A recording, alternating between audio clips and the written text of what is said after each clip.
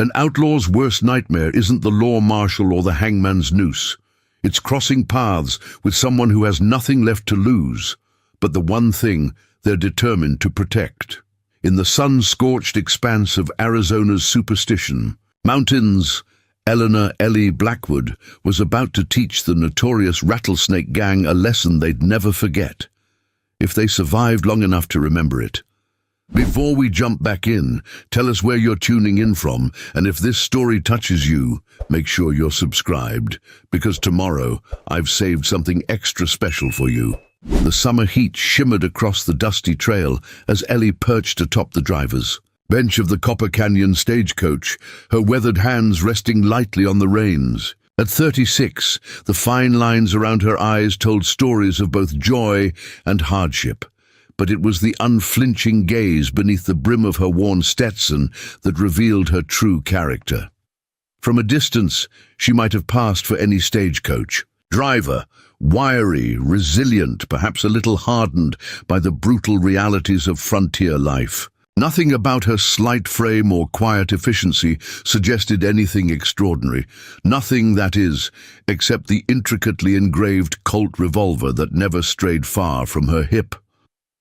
"Riders coming," called Samuel Wright, the shotgun messenger, seated beside her as he squinted toward the distant horizon. "Dust cloud from Devil's Pass." Ellie nodded, straightening her back as she surveyed the rugged terrain ahead. Her eyes narrowed against the glare, focusing on the telltale plume rising against the cloudless sky. How many? 3, maybe 4, moving steady, not trying to hide their approach. A faint smile crossed Ellie's face. Those would be the ones I'm not worried about. She adjusted her position on the hard wooden bench, her hand casually brushing the revolver at her side. "It's the ones we don't see that concern me." Samuel shifted uncomfortably. At 42, he was capable and loyal. But the news from Copper Canyon had left him on edge. "Are you sure about this run, Miss Ellie, after what happened to the Wells outfit last week?" "I'm sure about one thing, Samuel." Ellie's voice carried quiet authority. "That payroll needs to reach Fort Wilcox. $4,000 represents the future of Copper Canyon, everything the mines have worked for this month." She didn't need to elaborate. Everyone within 3 counties knew how Joshua Blackwood had died defending one of their stagecoach runs during last spring's journey, not from an accident, but from a bullet. The official story claimed it was a random attack by Apaches. Those who knew better kept their suspicions to themselves, especially after the territory's most notorious outlaw, Victor "Rattlesnake" Cassidy, expressed his sincere condolences while simultaneously expanding his gang's operations in the very region where the Copper Canyon stage line was struggling to survive. "The Rattlesnake Gang has hit 2 payroll runs heading to Fort Wilcox this season," Samuel continued, checking the twin barrels of his shotgun with practiced care. "They're getting bolder. Sheriff Hollister does nothing." "Sheriff Hollister knows which side his bread is buttered on," Ellie replied, her green eyes hardening as she guided the team of 6 horses around a sharp bend in the trail. "And Victor Cassidy has a long knife and plenty of butter." The approaching riders crested the hill, silhouettes sharpening against the brilliant blue sky. Ellie recognized the lead rider immediately. Marcus Rodriguez, owner of the Silver Creek Station 15 miles ahead, and one of the few allies the stage line had left in these parts. "They'll come for you at Skeleton Gorge," Rodriguez announced, without preamble as he reined his horse alongside the now halted stage. His weathered face was grim beneath his grey-streaked mustache. "Patterson's run got hit there yesterday. Lost the mail, 2 passengers wounded, 1 dead." Ellie nodded, offering Rodriguez water from the canteen hanging from the side of the coach. "How many in Cassidy's crew now?" 12, maybe more. Hired guns, mostly. Mean as scorpions and twice as venomous." Rodriguez drank deeply before continuing. "Word is they're aiming to control the entire territory's transportation by fall. Stage lines either sell to Cassidy's silent partners or find their routes mysteriously too dangerous to operate." "And the law?" Ellie asked, though she already knew the answer. Rodriguez spat in the dust. Sheriff claims he doesn't have the men to patrol the gorge. Meanwhile, he's sporting new silver spurs that look mighty similar to the ones Victor Cassidy was showing off in the Copper Canyon Saloon last month. The small group fell silent, the implications hanging heavy in the air. Ellie looked past them, to the winding trail ahead, where 6 fresh horses waited at the next station, horses that would carry them either to safety or into the jaws of an ambush. Her eyes traced the rugged contours of the mountains that framed their route, mentally calculating distances and sightlines with the precision of someone who had spent years mastering such assessments. "We continue as scheduled," she said finally. "But Samuel, when we reach Morrison Station, we'll switch to the canyon route." Rodriguez raised an eyebrow. "That adds 4 hours to the journey. Rough country." "Yes," Ellie agreed, the ghost of a smile touching her lips. "Very rough for anyone. Who doesn't know it like I do?" What Ellie didn't say, what few people remembered, was that before she was Eleanor Blackwood, stagecoach operator, she had been Quicksilver Ellie, the most celebrated exhibition shooter in Pinkerton's Western show. For 5 years, she had amazed crowds across the frontier with marksmanship that seemed to defy the very laws of physics. She could split playing cards edgewise, snuff candle flames from 60 paces, and hit moving targets while riding at full gallop. All with a calm precision that had earned her the nickname Quicksilver for her lightning-fast reflexes and the gleaming silver-plated Colts she wielded with deadly accuracy. That was before she'd met Joshua Blackwood at a Denver exhibition, before she'd traded fame for love and a different kind of life, before she'd packed away her performing clothes and custom firearms, keeping only the skills that had made her legendary. "They say Cassidy's bringing in a new man," Rodriguez continued, his dark eyes searching Ellie's face. "Fellow named Hayes. Supposedly has a reputation as a tracker and a killer." Something flickered in Ellie's eyes at the name. Recognition, perhaps, or concern, but it was gone so quickly that Rodriguez couldn't be certain he'd seen it at all. "Get word to Emmett Johnson at Silver Creek," she instructed Samuel. "Tell him we'll need those extra horses we discussed, and send Billy to alert Maria Santiago that we'll need her boys as outriders from the canyon edge to the fort." As Samuel nodded and moved to follow her instructions, Ellie turned back to Rodriguez. "Marcus, I'd consider it a favor if you'd spread word that we're delaying our run for 2 days due to concerns about the condition of the trail through the gorge." Rodriguez studied her for a long moment. "You're baiting them, Ellie." Ellie's expression remained unchanged. "I'm delivering a payroll by the route and timeline of my choosing. If certain parties make incorrect assumptions about those choices, that's hardly my concern." The conversation was interrupted by the arrival of a young stagecoach hand, hat clutched nervously in his hands. "Begging your pardon, Miss Blackwood, but there's a lady from town asking after you. Says her name is Catherine Hayes." This time, the flash of recognition in Ellie's eyes was unmistakable. She nodded once, straightening her shoulders slightly before turning to Rodriguez.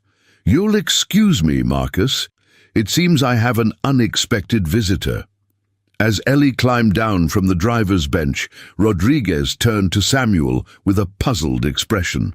"Hayes, any relation to the man Cassidy's bringing in?" Samuel shrugged. "Don't know, but I'll tell you this. Miss Ellie doesn't rattle easy, and something about that name sure seemed to get her attention."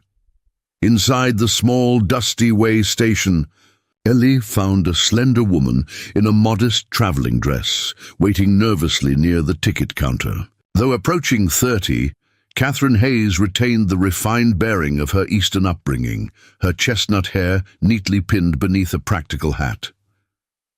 "It's been a long time, Katie," Ellie said quietly, closing the door behind her. Preparing and narrating this story took us a lot of time, so if you are enjoying it, subscribe to our channel. It means a lot to us now. Back to the story.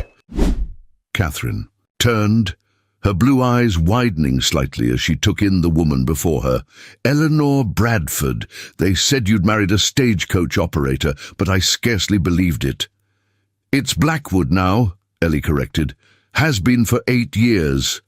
I'm sorry about your husband, Catherine said with genuine sympathy in her voice. I heard what happened.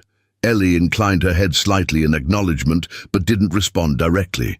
Instead, she asked, "What brings you to Copper Canyon, Katie? Last I heard you were teaching at a finishing school back in St. Louis." I was, Catherine confirmed, twisting her gloved hands together nervously. Until William wrote asking me to come west. Said he had found promising employment with a transportation enterprise. I arrived in Tucson last week to discover my brother working as an enforcer for a man named Cassidy. Ellie's expression remained carefully neutral. William Hayes was always good at finding trouble. And you were always good at getting him out of it, Catherine countered, a hint of desperation entering her voice. Ellie, he respects you. He'll listen to you. This Cassidy character, he's using William's skills, his reputation to hurt people. My brother may be many things, but he's not a cold-blooded killer. A long silence stretched between them, waited. With shared history and unspoken questions, what exactly are you asking of me, Katie? Ellie finally asked. Talk to him, before this goes too far, before he does something he can't come back from. Catherine stepped forward earnestly. They're planning something big, Ellie. I've overheard things. They mean to make an example of someone who's been defying Cassidy. Ellie moved to the window, looking out at the stagecoach, being prepared for its onward journey, her mind working rapidly. When did you last see your brother? Yesterday. He's camped with Cassidy's men at the old mining claim near Skeleton Gorge. They've been watching the trails, the stage routes.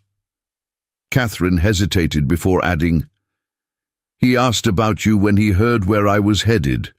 Seemed surprised to learn you were still in these parts. Ellie turned back to face her old acquaintance. And did you tell him about my payroll run? I mentioned you were preparing for one, yes.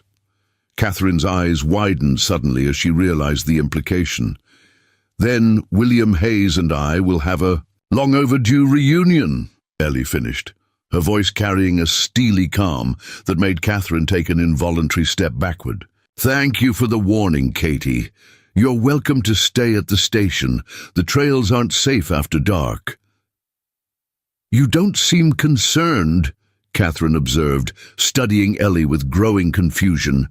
Ellie's lips curved in a smile that didn't quite reach her eyes. I gave up concern for Lent 8 years ago and never picked it back up again. She moved toward the door, pausing with her hand on the latch.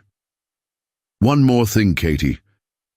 Does your brother still favor that Lamat revolver with the modified grip? Catherine blinked in surprise. Yes, says it's perfectly balanced for his hand. How did you remember that after all these years? I remember everything about a person's shooting habits, Ellie replied. It's a peculiarity of mine.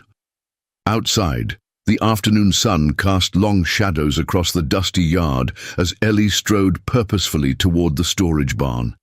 The station hands watched, her with curious expressions, sensing the subtle shift in her demeanor. Gone was the quiet stagecoach operator. In her place moved someone else entirely, someone with the focused intensity of a predator. In the shadowed interior of the barn, Ellie unlocked a weathered trunk tucked beneath the hayloft. Inside, wrapped in oiled leather, lay items she hadn't touched in years. A tooled leather gun belt with custom holsters, a pair of matched silver-plated Colt revolvers with pearl handles, and most significantly, a specially modified Winchester rifle with brass fittings and a telescopic sight, a rarity in the territories. As her fingers traced the familiar contours of the weapons, memories flooded back, the roar of the crowd as she fired from horseback, the smell of gunpowder, the absolute certainty that came with knowing exactly where her bullet would land before she even pulled the trigger. And intertwined with those memories, others less public, teaching a young cavalry scout named William Hayes to improve his draw, laughing as he tried to match her speed and accuracy, the friendship that had developed between them during her time. With Pinkerton's show, Ellie removed the revolvers, checking their actions with practiced hands. Despite the years of disuse, she had maintained them meticulously, cleaning and oiling them regularly, even as they remained hidden away. Some habits, like some skills, never truly disappeared. "Miss Blackwood?" Samuel's voice came from the barn. Entrance, hesitant to intrude on what seemed like a private moment, Ellie didn't look up from her inspection of the silver colts. "Send riders to the Santiago Ranch and Silver Creek tonight, not tomorrow. Tell them we're moving the timetable up. We leave at first light." "Yes, ma'am." Samuel paused before asking, "Is there trouble coming?" Now Ellie did look up, and something in her expression made Samuel straighten involuntarily. "Trouble's been here a while, Samuel," she replied, her voice steady and cold as mountain water. "It's just finally showing its face." She returned one of the revolvers to its holster before adding, "And tell the men to pack extra ammunition. I have a feeling we're going to need it." As Samuel departed to carry out her instructions, Ellie remained in the barn, her thoughts turning to William Hayes. Once, he had been among the few people she genuinely trusted, a skilled marksman with a natural talent she had helped refine. Now it seemed he had become something else entirely, a weapon pointed directly at her livelihood, perhaps even her life. The irony wasn't lost on her. Joshua had wanted her to leave that life behind, to become simply Eleanor Blackwood, loving, wife, and capable business partner. He had seen her skills as entertaining tricks, not understanding they were the product of discipline and focus few people possessed. He had loved her, but he had never fully comprehended the woman he married. Now, with Joshua gone, and everything they'd built together threatened, Ellie found herself reaching back to the person she had been before, not with reluctance, but with a sense of rightness, like slipping on a well-worn glove. As dusk settled over the stage station, Ellie emerged from the barn carrying her old performance rifle, her stride purposeful as she headed toward the practice range behind the corral. The station hands exchanged glances, but said nothing as she set up makeshift targets at increasingly challenging distances. They had never seen Miss Blackwood practice shooting before. She had always been a capable shot when necessary, but nothing extraordinary. What they witnessed over the next hour left them speechless. Starting with stationary targets, Ellie worked through a series of increasingly difficult shots, moving from standing to kneeling to prone positions, adjusting for wind and distance with a precision that seemed almost supernatural. Then, calling for her horse to be brought around, not her usual gentle mare, but the spirited black stallion she rarely rode, she demonstrated why Colonel Pinkerton had once called her the finest mounted markswoman in the Western Territories. As the last light faded from the sky, Ellie put 6 consecutive bullets through a playing card tacked to a fence post at 100 yards while riding past it at a gallop. "Sweet Jesus," whispered one of the younger hands, crossing himself. "Did you see that?" Samuel Wright stood apart from the others, his expression thoughtful as he watched Ellie dismount and check her rifle one final time before heading back to the station house. He had worked for the Blackwoods for 3 years, respected Joshua, and had come to admire Ellie's quiet strength in the months since her husband's death. But this was something else entirely. "You knew, didn't you?" Rodriguez asked quietly, appearing beside Samuel in the gathering darkness. "Suspected," Samuel admitted. "Found an old show poster once when I was cleaning out the storage room. Showed a woman who looked mighty familiar. Standing with Colonel Pinkerton himself, called her Quicksilver Ellie, the woman who never misses. Didn't seem like my place to ask about it." Rodriguez nodded slowly. "Joshua wanted a wife, not a celebrity. Can't blame a man for wanting a normal life. He paused, watching as Ellie disappeared into the station house. But right about now, I'm thinking the Rattlesnake Gang is about to discover that Mrs. Eleanor Blackwood is anything but normal. Inside the small station house, Ellie sat at the kitchen table with Catherine Hayes, the tension between them palpable as they sipped coffee in silence. Finally, Catherine spoke, her voice barely above a whisper. "What are you planning to do, Ellie?" Ellie's green eyes reflected the lamplight as she considered her response. "I'm going to drive my stage to Fort Wilcox as I've always intended. And if William tries to stop me, then I'll deal with William Hayes the same way I deal with anyone who threatens what's mine." Ellie's tone was matter-of-fact, devoid of both anger and bravado. "Your brother made his choice when he signed on with Cassidy." Catherine studied her with growing concern. "You've changed. The Ellie I knew wasn't cold like this." "The Ellie you knew performed tricks for applause," Ellie replied evenly. "This isn't a performance, Katie. This is survival." She stood, signaling the end of their conversation. "We leave. At dawn. You're welcome to stay here until it's safe to return to town." As Catherine watched her former friend walk away, she couldn't shake the feeling that she had just glimpsed something few people ever saw: the iron core beneath Eleanor Blackwood's composed exterior.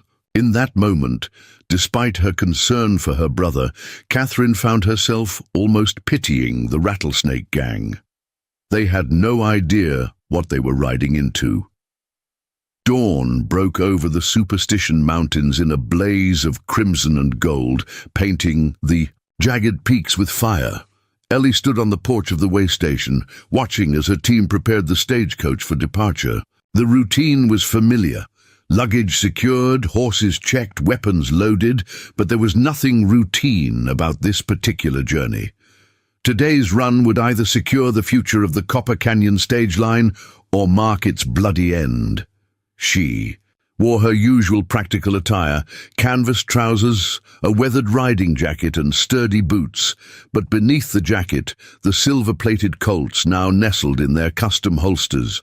Her hair was pulled back tight beneath her Stetson, her green eyes clear and focused in the early morning light. "Everything's ready," Samuel announced, approaching with a cup of strong coffee. "Johnson sent word that the extra horses are positioned at waypoints along the canyon route. Santiago's boys will meet us at the western ridge." He paused, studying her face. "You get any sleep?" "Enough," Ellie replied, accepting the coffee. In truth, she had spent most of the night in restless contemplation, her mind traversing memories she had locked away long ago. William Hayes. The name alone was enough to conjure images from another life. A young cavalry scout with quick hands and quicker wit, eager to learn every trick she knew. She had been at the height of her fame, with Pinkerton's show when they met, her shooting exhibitions, drawing crowds from miles around.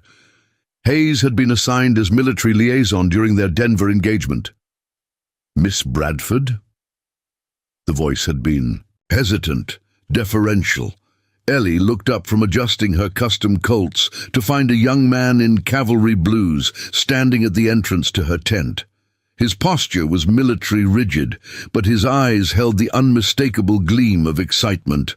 "Lieutenant Hayes, I presume," she'd replied, noting the way his gaze had quickly catalogued every weapon in her portable arsenal with the appreciation of a true enthusiast. "Just Scout Hayes, ma'am. Colonel Montgomery asked me to escort you to the firing range for your demonstration." That first meeting had led to an unexpected friendship. During the show's 2-week engagement, Hayes had appeared at her practice sessions almost daily, watching with undisguised admiration as she worked through her routines. "That's impossible," he'd exclaimed after she'd hit 7 consecutive moving targets while riding at a gallop. "Nobody's that accurate from horseback." Ellie had laughed, enjoying his astonishment. "It's simply mathematics, Mr. Hayes. Once you understand the principles of trajectory and compensation, the impossible becomes merely improbable." She'd taken him under her wing, recognizing a natural talent that needed only refinement. His hands, was steady, his eye keen, but his technique was undisciplined, military precision without the artistry that elevated mere marksmanship to something extraordinary. "You're fighting the gun," she'd told him, adjusting his grip on the Lamat revolver. He favored, "Don't force it. Let the weapon become an extension of your arm, your eye, your intention." The memory faded as Catherine Hayes emerged from the way station, her expression taut with worry. She wore a borrowed riding dress, practical enough for frontier travel but clearly uncomfortable for a woman accustomed to Eastern comforts. "You're leaving now?" she asked, eyeing the stagecoach with apprehension. "First light is safest," Ellie replied. "The morning sun in their eyes will make it harder for anyone watching the main trail." "And William?" Ellie secured her rifle in its scabbard beside the driver's seat. "If your brother is where you say, we'll likely cross paths before nightfall." Catherine took a hesitant step forward. "I know you have no reason to show him mercy, Ellie, what he's become, what he's doing. But please remember the man he was." Ellie's expression remained unreadable. "I remember everything about William Hayes. That's the problem." Inside the stagecoach, 2 passengers waited nervously, a bank representative from Tucson named Henderson and a young mining engineer called Phillips. Both had been briefed on the potential dangers, but had insisted on making the journey. The payroll's timely arrival at Fort Wilcox was too important to delay. "We're carrying extra weight today," Samuel observed quietly as Ellie took her position. On the driver's bench, 4,000 in banknotes, 2 passengers, and enough ammunition to fight a small war, Ellie agreed, gathering the reins. "The team will have to work twice as hard through the mountain passes." She turned to take one final look at the way station, her gaze finding Catherine standing alone on the porch. For a moment, something like regret flickered across Ellie's features before she hardened her resolve and turned forward. "Ha!" The sharp command sent the 6-horse team surging forward, powerful muscles rippling beneath gleaming coats as the stagecoach lurched into motion. The journey had begun. The first 2 hours passed uneventfully, the well-traveled road winding through increasingly rugged terrain. They made good time to Morrison Station, where fresh horses waited as arranged. The station master, a grizzled veteran named Thornton, approached as they prepared for the exchange. "You sure about taking the canyon route, Miss Blackwood?" he asked, his weathered face creased with concern. "Nobody's used that trail since the spring floods washed out the lower section." "The lower section has been cleared," Ellie replied, checking the new team's harnesses with practiced hands. "I scouted it myself last week," Thornton raised an eyebrow. "Did you now? Mighty treacherous country for a lone rider." "I wasn't always a stagecoach operator, Mr. Thornton." Something in her tone made the old man study her more carefully, his eyes widening slightly in sudden recognition. "Well, I'll be damned," he muttered. "Quicksilver Ellie. Saw you perform in San Francisco back in '75. Never seen shooting like that before or since." Ellie offered no confirmation or denial, simply finished checking the team and climbed back onto the driver's bench. "We'll need water for the passengers. The canyon stretch gets brutal by midday." As Thornton hurried to fetch canteens, Samuel leaned closer. "Is there anyone between here and Fort Wilcox who doesn't know your former identity?" "Fewer than I'd like," Ellie admitted. "The past has a way of surfacing when it's least convenient." With fresh horses and provisions, they departed Morrison Station, but rather than continuing on the main road toward Skeleton Gorge, Ellie guided the team onto a barely visible trail that branched westward into rougher country. "Keep your eyes sharp," she instructed Samuel. "The turn for the canyon isn't marked, easy to miss if you don't know what you're looking for." The terrain grew increasingly harsh, scrub-covered hills giving way to rocky inclines dotted with stunted juniper and prickly pear. The trail narrowed, forcing the horses to navigate single file around treacherous switchbacks where the ground fell away sharply on one side.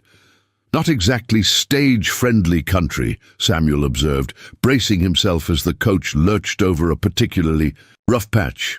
That's the point, Ellie replied, her hands steady on the reins as she guided the team through a tight passage between two stone outcroppings. Cassidy's men won't expect us to take a route this difficult. They'll be watching the main road through the gorge. Samuel wasn't entirely convinced, assuming they don't have scouts watching all approaches. Oh, they will, Ellie agreed with surprising calm, but watching isn't the same as stopping. By midday, they had reached the entrance to Lost Horse Canyon, a narrow defile between towering red rock walls that seemed to reach toward the sky like grasping fingers. The temperature dropped noticeably as they entered the shadow of the cliffs, offering momentary relief from the brutal Arizona sun. "Water ahead," Ellie announced, pointing toward a glint of silver visible around the next bend. "We'll rest the horses for 15 minutes, no more." The small spring bubbled from the canyon wall, creating a miniature oasis where desert marigolds bloomed in defiant yellow clusters. While the passengers stretched their legs and the horses drank, Ellie climbed a nearby outcropping to survey their route ahead. Through her field glasses, she studied the winding canyon floor. The trail was visible for approximately 2 miles before disappearing around a sharp bend. Several narrow side canyons intersected the main passage, creating potential ambush points that would need careful navigation. "See anything?" Samuel asked, joining her on the rocky perch. Ellie lowered the glasses.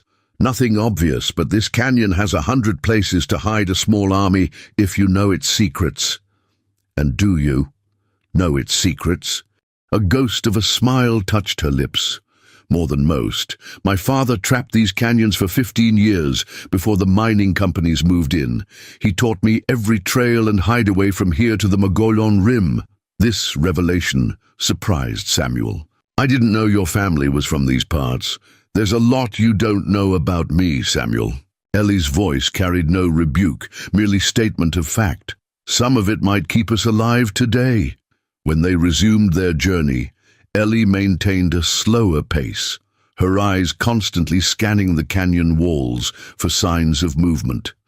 Every shadow, every disturbed patch of earth, every circling hawk overhead registered in her heightened awareness.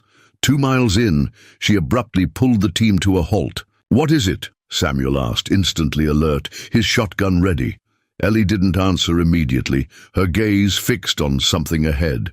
Then, with deliberate casualness, she removed her gloves. "Samuel, when I give the word, I want you to fire your shotgun at that rock formation to the right." She nodded toward a distinctive pile of boulders approximately 100 yards ahead. "The one that looks like a turtle? That's the one." Ellie's hands moved to her revolvers, loosening them in their holsters with practiced ease. "Then duck." Without waiting for questions, she let out a sharp whistle and snapped the reins, sending the team surging forward with sudden speed. The stagecoach lurched into motion, wheels bouncing over the uneven ground with bone-jarring force. "Now!" Ellie commanded as they reached the halfway point to the boulders. Samuel fired both barrels at the rock formation. The thunderous report echoed through the canyon, and in the same instant, a muzzle flash appeared from behind the very rocks he'd targeted.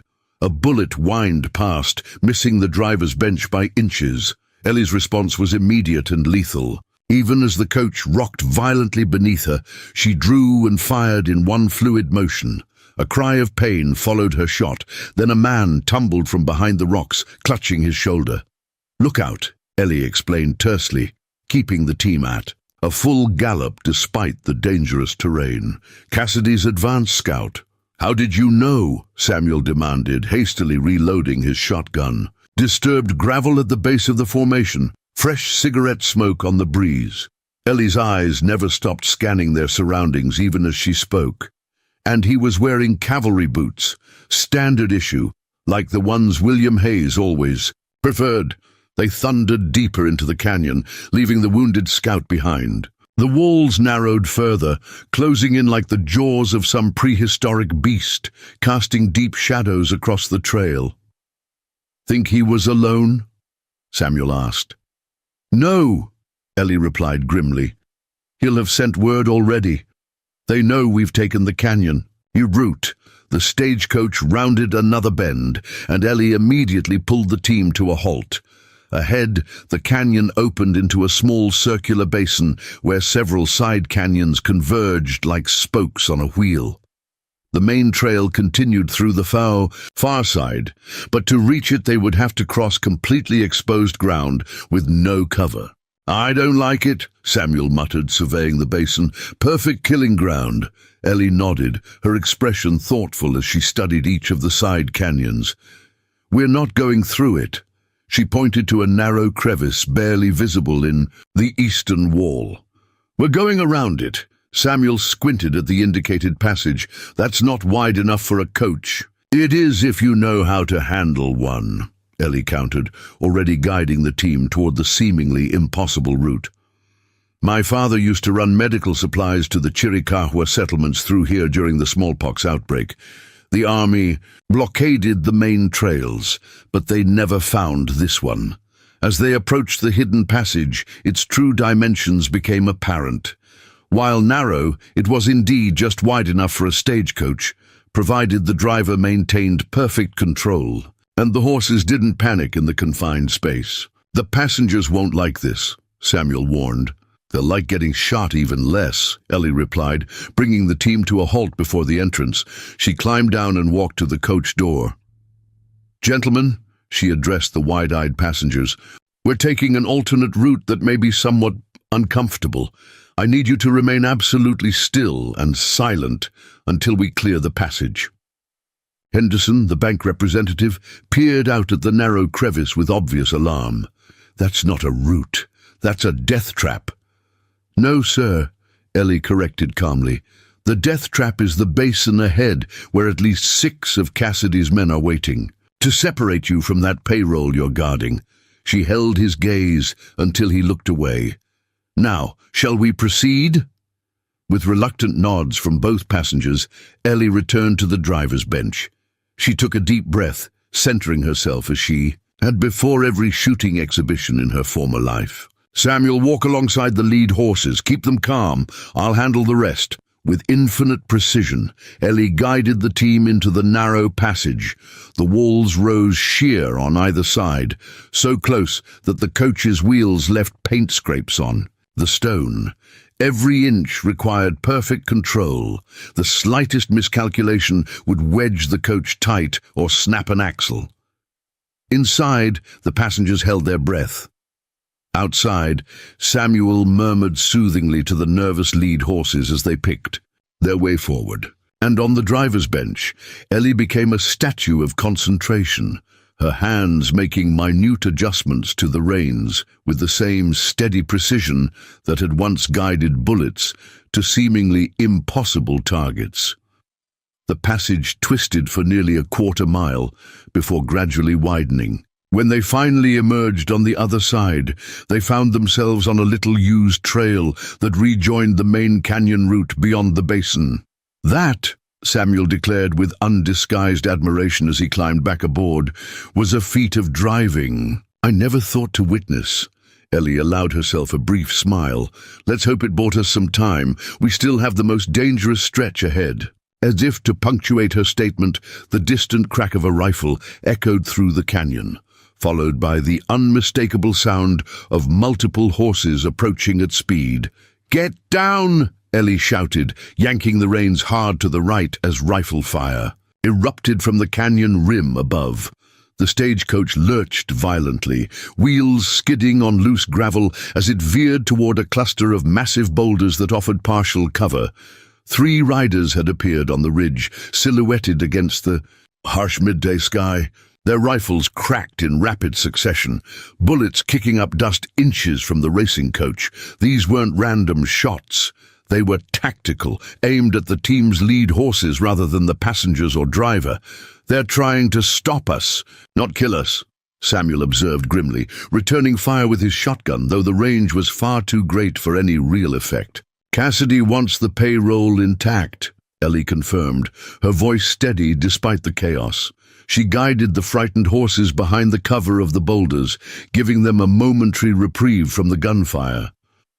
And he wants witnesses eliminated, cleanly afterward. Inside the coach, Henderson and Phillips pressed themselves into the floorboards, their faces ashen with fear. The young mining engineer clutched a small derringer, a laughably inadequate weapon, against the force pursuing them. "How many?" Samuel asked, reloading with practiced efficiency. "At least 6, Ellie replied, her eyes scanning the terrain with tactical precision. 3 on the ridge, probably 3 more coming up the canyon behind us. She drew one of her silver Colts, checking its load with practiced hands. "We need to move before they have us surrounded." Ahead, the canyon narrowed again, before opening into a wider passage, known locally as Phantom Flats, a deceptively peaceful stretch of relatively level ground, bordered by steep, craggy slopes on both sides. Beyond that lay Whispering Falls, where the Santiago riders were supposed to meet them. If they could reach the falls, they might stand a chance. "We'll make a run for it," Ellie decided, holstering her revolver and gathering the reins. "The team is already spooked, might as well use that energy.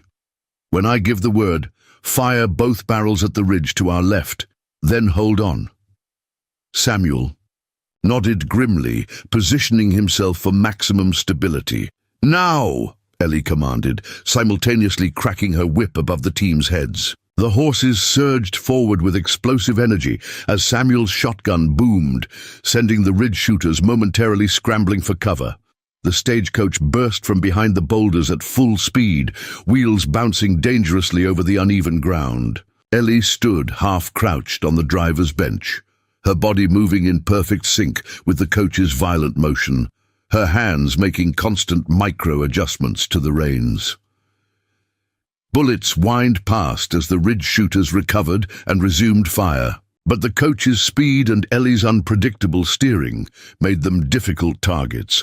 They thundered through the narrow section of canyon, dust billowing behind them in a choking cloud that temporarily obscured their pursuers' view. As they emerged into Phantom Flats, Ellie risked a glance over her shoulder. 3 riders had appeared behind them, pushing their mounts at a dangerous gallop in pursuit. "We've got company," she called to Samuel, "and they're gaining."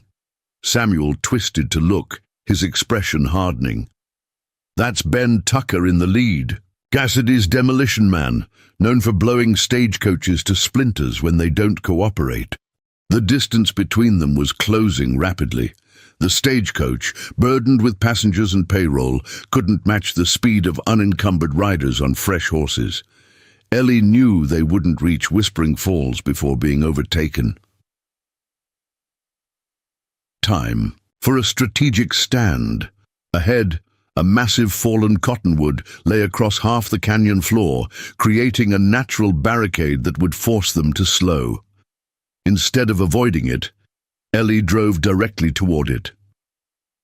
"What are you doing?" Samuel demanded, bracing himself for impact. "Making our position defensible," Ellie replied calmly, pulling the team to a controlled halt just behind the massive tree trunk. "Get the passengers out and behind the coach. Use the trunk for cover." Without waiting for acknowledgement, she secured the reins and reached for her Winchester, sliding it smoothly from its scabbard. In the same fluid motion, she leapt from the driver's bench to land in a shooter's crouch beside the fallen tree.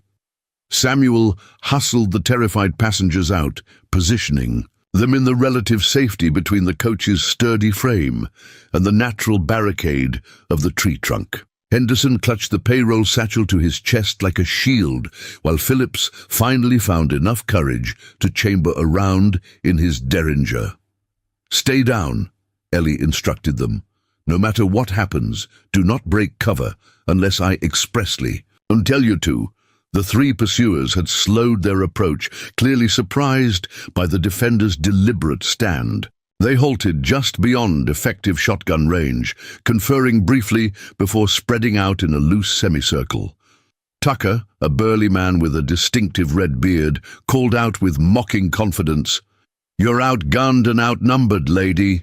Throw out the payroll, and maybe you'll live to see tomorrow." Ellie's response was a precisely aimed shot that knocked Tucker's hat cleanly from his head without grazing skin. The demonstration of marksmanship, impossibly accurate at that distance, created a moment of stunned silence. "Next one goes through your eye, Tucker," Ellie called, her voice carrying easily across the distance. "I'm only going to say this. Once turn around and ride away." The outlaws exchanged uncertain glances, but their hesitation was brief. They had their orders, and Cassidy's wrath was a more immediate concern than a stagecoach driver with suspiciously good aim. They charged, simultaneously from 3 different angles, firing as they came. What followed demonstrated why Quicksilver Ellie had once been the most celebrated exhibition shooter in the West. Braced against the fallen tree, she fired with a speed and precision that seemed to defy human limitation. Her first shot struck the rifle from the hands of the leftmost rider. Her second caught the rightmost attacker in the shoulder, sending him tumbling from his saddle. Tucker, charging straight on, swerved as his companions fell, only to have his horse's saddle strap severed by Ellie's third shot, causing both saddle and rider to slide sideways into the dust. "Samuel," Ellie called, already moving to a new position. "Cover the right flank." The 3 downed riders had scrambled to whatever cover they could find, nursing injuries but still very much in the fight. Sporadic gunfire erupted as they attempted to pin down the stagecoach defenders. Samuel methodically worked his shotgun, keeping the rightmost attacker pinned behind a boulder. Meanwhile, Ellie had climbed atop the fallen cottonwood, using its elevated position to maintain visual control of the battlefield. "More coming," she announced, spotting dust in the distance behind their original pursuers. "At least 4 riders." Henderson groaned in despair. "We're finished." "Not yet," Ellie replied, her tone matter-of-fact as she reloaded her Winchester with practiced efficiency. "Whispering Falls is less than 2 miles ahead. If Santiago's men are in position, we just need to hold out until they hear the gunfire." New voice called from behind a cluster of rocks where Tucker had taken shelter. "You might as well surrender, Eleanor. There's no way out this time." Ellie froze, recognition flickering across her features. She knew that voice. A voice that didn't belong to Ben Tucker. "William," she replied, loud enough to carry across the distance. "I was wondering when you'd show yourself." William Hayes emerged partially from cover, staying carefully beyond clear shot range. He'd changed since she'd last seen him, harder, leaner, his once boyish features weathered by sun and violence. But his stance was the same, balanced and ready, the stance she'd helped him perfect all those years ago. "Been a long time, Ellie," he called, a strange mix of familiarity and tension in his voice. "Never expected to find you driving stagecoaches in this god-forsaken territory." "Life takes unexpected turns," she responded evenly, her rifle not quite aimed at him but ready to be so in an instant. "Last I heard, you were with the 7th Cavalry. Quite a fall from Army scout to Cassidy's hired gun." Hayes shrugged, the gesture somehow both casual and tightly controlled. "Army life lost its appeal after Wounded Knee. Besides, Cassidy pays better and asks fewer moral questions. And that's enough for you. Money and moral blindness." Something flickered across Hayes's face. Perhaps regret, perhaps anger. "We all make our choices, Ellie. You chose to disappear into domesticity. I chose a different path." Samuel used their exchange to reload both barrels of his shotgun, his eyes constantly scanning for movement from the other attackers. The passengers remained frozen in terror, hardly daring to breathe as the former friends conversed across a battlefield. "It doesn't have to go this way, William," Ellie said, her voice dropping slightly. "Tell your men to back off. Let us pass." Hayes laughed, though the sound held little humor. "You know I can't do that. Cassidy wants this payroll, and he wants the Copper Canyon stage line out of business, permanently." "Like he wanted my husband out of the way?" The question hung in the air, sharp and dangerous. For the first time, Hayes looked genuinely surprised. Joshua's death was reported as an Apache attack. We both know there weren't any Apaches within 50 miles that day, Ellie replied coldly. The bullet I dug out of his body came from a Lamat revolver, just like the one you're carrying right now. Hayes stared at her, his expression unreadable. I had nothing to do with your husband's death, Ellie. Whatever happened to Joshua, that wasn't me. But you're here now, working for the man who ordered it. Before Hayes could respond, the distant sound of galloping horses drew everyone's attention. The reinforcements Hayes had mentioned were approaching rapidly. Last chance, Ellie, Hayes called, urgency entering his voice. Surrender the payroll, and I'll make sure you and your passengers walk away alive. That's more than Cassidy will offer once he arrives. Ellie's mind worked rapidly, assessing options and calculating odds with the same precision she once applied to impossible shots. 4 more of Cassidy's men approaching from behind, 3 already engaged, though wounded or pinned down, and unknown numbers potentially still ahead. Santiago's riders might be at Whispering Falls, but they could have been delayed or intercepted. The tactical situation was deteriorating by the second. That's when she spotted it, a narrow game trail winding up the canyon wall to their right, barely visible among the scrub and rock. It was too steep for the stagecoach, but not for individual horses or determined climbers. A plan formed instantly. Samuel, she called without taking her eyes off Hayes. Get the team unhitched, quickly. What are you thinking? Samuel asked, already moving to comply. We split up. You take the passengers and payroll up that trail. She nodded toward the nearly invisible path. The loose horses will continue down the canyon as a diversion. And you, Samuel demanded, though he already suspected her answer. I'll hold them here as long as possible, then follow. Before he could protest, she added, it's the only way the payroll reaches Fort Wilcox, and you know it. Hayes had withdrawn slightly back into cover, conferring with his men. The approaching riders were less than a mile away now, their dust, cloud clearly visible. Samuel worked quickly, unhitching the team while keeping low to avoid rifle fire. The passengers looked on in terror, Henderson still clutching the payroll satchel as if it were physically attached to his hands. Take 2 horses, Ellie instructed. The passengers will ride double. The trail leads to the rim and then follows. It west toward the falls. If Santiago's men are there, you'll meet them within an hour.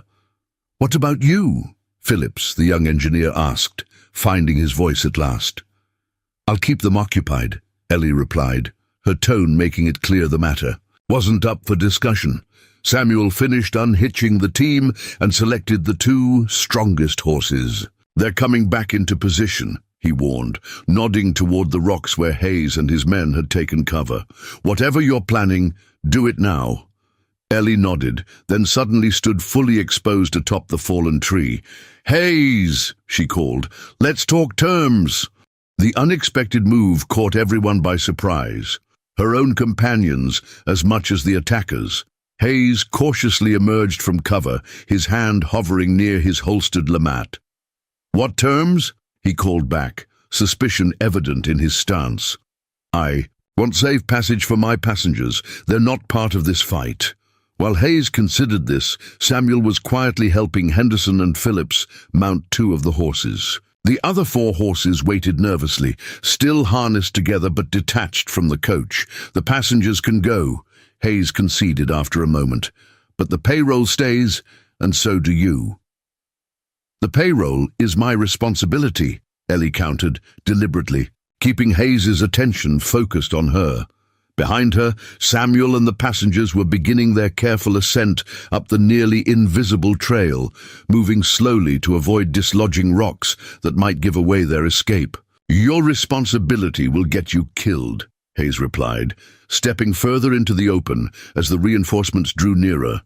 Cassidy doesn't leave witnesses, Ellie, especially not witnesses with your particular skills.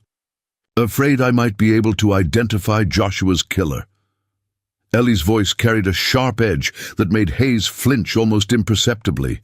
I told you I had nothing to do with that. For the first time, genuine emotion colored his voice. "We may be on opposite sides now, but I didn't." Ellie's expression softened fractionally. "Then prove it. Let them go. All of them." Hayes hesitated, clearly torn between orders and whatever remnants of conscience still lingered within him. The approaching riders were close enough now that individual figures could be distinguished. 4 men, heavily armed, led by a figure Ellie recognized from wanted posters as Victor "Rattlesnake" Cassidy himself. The moment of decision had arrived.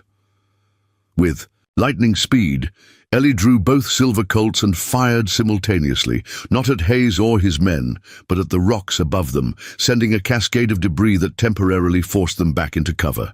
In the same motion, she swung down from the tree and slapped the rumps of the 4 remaining harnessed horses, sending them galloping down the canyon toward the approaching riders.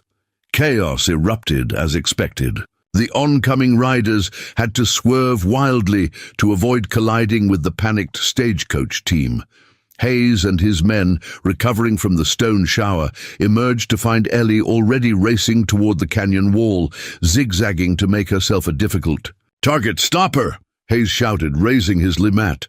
But he didn't fire. Ellie reached the bottom of the game trail and began climbing, using every scrap of cover available. Bullets kicked up dust around her, but the steep angle and broken terrain made accuracy nearly impossible, even for skilled marksmen. Below, Cassidy had reached the fallen tree and the abandoned stagecoach, his fury evident even at a distance. As he realized, the payroll was gone. He gestured violently at his men, sending 2 of them racing up the canyon toward Whispering Falls, obviously guessing the direction the escaping passengers would take. Halfway up the canyon wall, Ellie paused, behind a large boulder, taking careful aim with her Winchester. The first of her shots struck the ground directly in front of the pursuing riders, causing their horses to rear in panic. Her second found the canteen hanging from one rider's saddle, showering him with water. Warning shots, precise enough to delay pursuit without killing. A choice that spoke volumes. From her elevated position, she could see Samuel and the passengers already nearing the canyon rim, making better time than she'd dared hope. If they reached the top before Cassidy's men reorganized, they had a fighting chance of reaching Santiago's riders at the falls. A bullet struck the rock inches from her face, sending stone splinters flying. Ellie ducked instinctively, then peered carefully around the edge of her cover.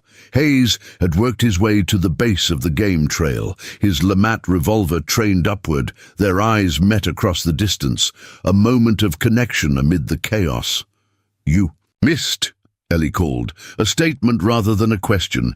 Hayes didn't respond, but his next shot struck even further from her position. A miss so obvious it couldn't be unintentional from a marksman of his caliber. Another choice made.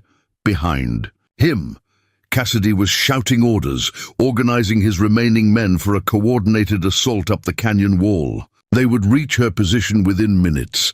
Ellie faced a critical decision. Continue climbing toward Samuel and the payroll, potentially leading Cassidy's men directly to them, or create a diversion to draw pursuit in another direction. 4. Eleanor Blackwood, stagecoach operator and widow, the decision would have been agonizing. For Quicksilver Ellie, who had once calculated shooting trajectories while galloping at full speed, the answer was mathematical certainty. She would become the target they couldn't ignore. Ellie didn't climb toward Samuel and the payroll. Instead, she moved laterally across the canyon wall, following a nearly invisible ledge that ran perpendicular to the game trail. Each step required perfect balance on the crumbling surface, her fingers finding minute crevices in the stone as she traversed the deadly height with the grace of a mountain cat. Below, Cassidy's fury erupted in a string of curses that echoed through the canyon. "Hayes!" he bellowed, his voice carrying the distinctive Louisiana drawl that had become infamous throughout the territory. "Get after her! 500 extra! to the man who brings me her head." The outlaws scattered, some pursuing Samuel's group up the game trail, others fanning out along the canyon floor, searching for a way to intercept Ellie's lateral movement. Hayes alone stood motionless, watching her progress with an unreadable expression.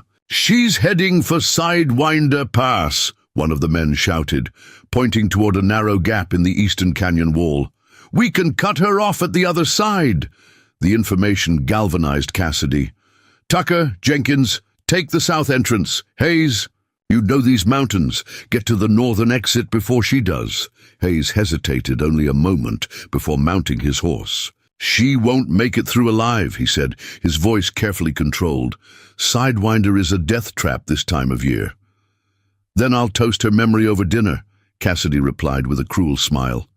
"After we've recovered my payroll."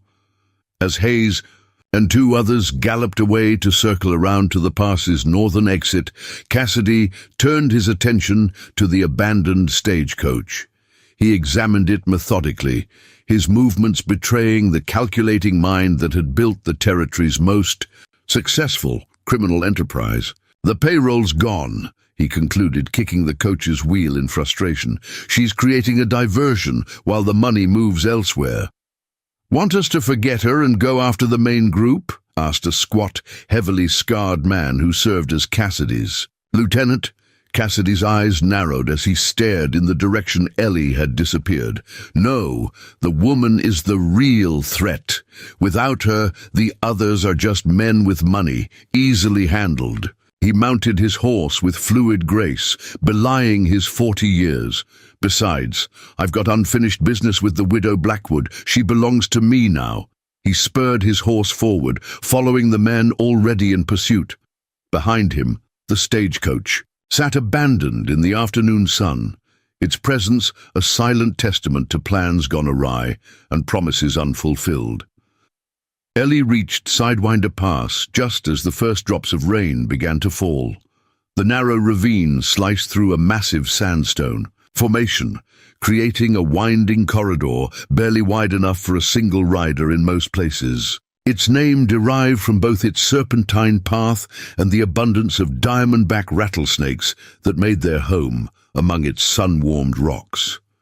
The gathering storm made it simultaneously more dangerous and more strategic. Dangerous because floods could transform such gorges into death traps within minutes. Strategic because the approaching downpour would obliterate tracks and reduce visibility for pursuit. She paused at the entrance, calculating options. Samuel and the passengers should have reached the rim by now, hopefully rendezvousing with Santiago's men. If they rode hard, they could reach the fort by nightfall. Her diversion needed to last only that long. Thunder rolled across the sky as she entered the pass, the darkening clouds casting premature twilight over the landscape. The rain intensified, transforming from scattered drops to sheets of water that cascaded down the sandstone walls. Within minutes, thin rivulets began streaming across the pass floor, merging into a growing current around her boots. Ellie moved quickly, navigating the treacherous footing with the same precision she'd once applied to her shooting exhibitions. Each turn revealed new challenges. Fallen boulders, deep pools of gathering water, occasionally the warning rattle of the pass's namesake inhabitants retreating from the rising moisture. The storm's ferocity increased, lightning splitting the sky in brilliant forks that momentarily transformed the narrow ravine into stark relief. After one particularly violent thunderclap, she heard something beyond the storm's natural sounds, the distinctive report of a revolver, followed by men's shouts. Her pursuers had reached the southern entrance. Ellie quickened her pace, the water now ankle-deep and rising steadily. The pass twisted through several sharp turns before opening briefly into a small, sheltered alcove where centuries of flash floods had carved a natural depression in the stone. Here, the walls rose nearly vertical for 30 feet on all sides, except for the narrow entrances and exits of the pass itself. As she crossed this space, a shadow detached itself from the darkened wall ahead. "I was wondering when you'd arrive," William Hayes said, water streaming from his hat brim as he stepped fully into view. His Lamat revolver remained holstered, but his hand rested comfortably on its grip. "You're losing your touch, Ellie." This was predictable, or exactly as planned, she countered, halting several yards away. Behind her, the sounds of pursuit grew louder. "We both know there's only one way through Sidewinder that doesn't end in a box canyon." Hayes nodded, his eyes never leaving hers. "Tucker and Jenkins are setting up at the southern entrance. Cassidy and 3 others are less than 5 minutes. Behind you." He glanced meaningfully at the rapidly rising water around their ankles. "And this place will be underwater in 20 minutes. Not much of a plan." "Depends on what I'm planning." For a moment they stood in silence, save for the storm's fury and the growing rush of water. Years of history stretched between them. Mentor and student, friends who had traveled divergent paths to arrive at this rain-soaked confrontation. "You could have killed me earlier," Hayes finally said. "That shot at the tree. We both know you don't miss at that range." "And you could have shot me on the canyon wall," Ellie replied. "We both know you don't miss climbing targets." The admission hung between them, a fragile truth amid deception. "Walk away, William," Ellie said, her voice softening slightly. "This isn't you. Not the man I knew." "The man you knew died at Wounded Knee," Hayes responded, bitterness edging his words. "You have no idea what I've become since then." "I know enough," Ellie said. "I know you didn't kill Joshua, despite carrying the same weapon that fired the bullet. I know you deliberately missed me twice today. And I know that whatever Cassidy is paying you, it's not worth your soul." Hayes' expression hardened. Pretty words from a woman who abandoned her talent to play house with a stagecoach operator. The barb struck deep, but Ellie's response was measured. "I didn't abandon anything, William. I chose love over fame, a choice I don't regret even now. And look where it got you, widowed, hunted, cornered in a flooding pass with Cassidy's men closing in." Hayes gestured around them as thunder crashed overhead. "Was it worth it?" "Every day," Ellie replied without hesitation. "Joshua gave me 8 years of happiness I never expected to find. What has Cassidy given you besides blood money and orders that sicken even you to follow?" Before Hayes could respond, voices echoed from the southern entrance of the alcove. Cassidy's men had arrived. "She's in there," came Tucker's shout, barely audible above the storm. "Hayes has her cornered." Hayes's expression underwent a rapid transformation, calculation replacing emotion. He drew his Lamat with lightning speed, aiming it directly at Ellie. "Don't move," he commanded loudly, obviously for the benefit of the approaching men. In a near whisper he added, "Third crevice on the eastern wall. Leads to a cave system. Follow it until it branches, then take the right fork. It emerges 2 miles north." Ellie's eyes widened slightly at the information. "Why?" "Because Cassidy didn't just order your husband's death," Hayes replied, his voice barely audible. "He made me watch while Tucker pulled the trigger, said it was my initiation, that I needed to understand how things worked in his organization." The revelation struck Ellie like a physical blow.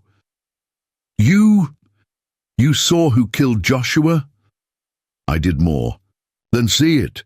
I've been planning to bring Cassidy down ever since, working my way into his confidence, gathering evidence for the federal marshal in Tucson." Hayes's eyes flickered toward the approaching men. "But we're out of time for explanations. When I fire, drop as if hit, then make for the crevice while I hold them off. They'll kill you," Ellie protested. A grim smile touched Hayes's lips. "Maybe. But Catherine deserves to know I tried to make things right in the end." Without warning, he fired the Lamat, the shot deliberately high, grazing Ellie's shoulder rather than striking center mass. The impact was still substantial enough to spin her sideways, sending her crashing into the rising floodwater. "Got her!" Hayes shouted as Cassidy, Tucker, and the others splashed into the alcove, weapons drawn. Ellie lay face down in the water, perfectly still, except for the current's movement, blood from her superficial wound creating crimson swirls in the murky flow. To all appearances, Hayes had made good on his claim. "About damn time," Cassidy growled, approaching cautiously, his own revolver trained on Ellie's motionless form. "Is she dead?" "Shot through the heart," Hayes confirmed, his voice steady. "Wanted to make sure she wouldn't cause any more trouble." Tucker prodded Ellie with his boot, rolling her partially onto her side. Her eyes remained closed, her features slack in apparent death. "Shame to waste such a pretty thing," he leered, "even if she did cause us all this trouble." "The real shame is losing that payroll," Cassidy countered, squatting beside Ellie's body while keeping careful watch on the rising water. "Check her pockets, Tucker. See if she's carrying anything useful. A map, instructions, anything that might tell us where her accomplice took my money." As Tucker bent to search her, Ellie's eyes snapped open. In one explosive movement, she drove her knife, concealed beneath her body during her feigned death, directly into Tucker's thigh, twisting as she withdrew it. His scream echoed through the alcove as he stumbled backward, blood pumping. From the wound, chaos erupted instantly. Hayes swung his LeMat toward Cassidy, firing a warning shot that sent the outlaw leader diving for cover. Ellie rolled sideways through the water, drawing one of her silver Colts as she came up in a shooter's crouch behind a partially submerged boulder. "She's alive!" one of Cassidy's men shouted unnecessarily, raising his rifle only to have it shot from his hands by Hayes's next round. "Traitor!" Cassidy snarled at Hayes, returning fire from behind a stone column. "I'll have both your heads on pikes before sundown." The small alcove became a maelstrom of gunfire and ricocheting bullets, the confined space amplifying each shot to deafening levels. Ellie moved with the fluid grace that had once made her famous, using the rising floodwater and limited visibility to maximum advantage as she worked her way toward the crevice Hayes had indicated. Hayes himself fought with calculated precision, conserving ammunition, while keeping Cassidy and his remaining men pinned down. When Tucker attempted to stanch his bleeding leg while raising his revolver toward Ellie, Hayes put a bullet through the man's shoulder, sending him crashing back. "Into the churning water! Get to the exit!" Hayes called to Ellie above the storm's roar. "I'll hold them here." She'd reached the concealed crevice, a narrow fissure in the eastern wall that would have been invisible under normal circumstances, now betrayed only by the way the floodwater disappeared into its depths. Before entering, she turned back, toward Hayes, now engaged in a direct firefight with Cassidy himself. Their eyes met across the chaos, a moment of perfect understanding passing between them. "Catherine was right about you," Ellie called. "There is good left." Hayes's response was cut short as a bullet from one of Cassidy's men grazed his temple, sending him staggering against the wall. Blood streamed down his face, but he remained, upright, returning fire with grim determination. "Go!" he shouted, emptying his LeMat toward Cassidy's position to provide covering fire. Ellie hesitated only a second longer before slipping into the crevice, the rushing water helping to carry her deeper into the mountain's hidden passages. Behind her, the gunfire continued unabated, punctuated by shouts and curses, gradually fading, as distance and stone separated her from the battle. The natural tunnel twisted through absolute darkness, forcing Ellie to navigate by touch and instinct. The floodwater surged around her waist now, its powerful current threatening to sweep her off her feet with each step. She pressed forward, one hand against the rough stone wall, the other holding her Colt high and dry, ready for whatever might await in the darkness ahead. Minutes stretched into what felt like hours as she followed the underground watercourse. The passage occasionally widened into small chambers, before narrowing again to barely passable constrictions. True to Hayes' directions, she eventually reached a fork where the current split, taking the right-hand passage despite its apparently smaller dimensions. The water level gradually receded as the tunnel began a steady upward climb. Ellie's sodden clothes dragged at her limbs, her wounded shoulder throbbing in rhythm with her heartbeat. Still, she pressed on, Hayes' final revelation burning in her mind. Tucker had killed Joshua, Cassidy had ordered it, and Hayes had witnessed it all.